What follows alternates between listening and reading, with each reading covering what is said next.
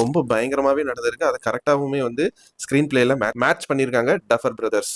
And Max character ஃபேன்ஸா இருந்தீங்கன்னா இந்த எபிசோட்ல உங்களுக்கு ஒரு சர்ப்ரைஸ் இருக்கு. அண்ட் வில் கேரக்டர் சிரிச்சு இந்த சீசன்ல தான் நான் பார்க்க முடிஞ்சு. சீசன் 5ல தான் வந்து வில்லோட அந்த ஒரு ஜாய் சைடை வந்து காட்டியிருக்காங்க.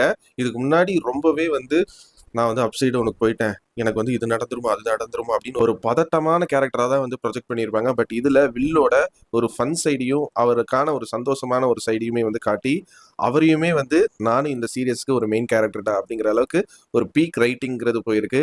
அதே மாதிரி தான் முன்னாடியே சொன்ன இந்த மிலிட்ரி கேரக்டர்ஸ் எல்லாம் எதுக்கு வந்திருக்காங்க அப்படின்னு பர்பஸே இல்லாம இருக்காங்க அப்படின்னு சொல்லியிருந்தேன்.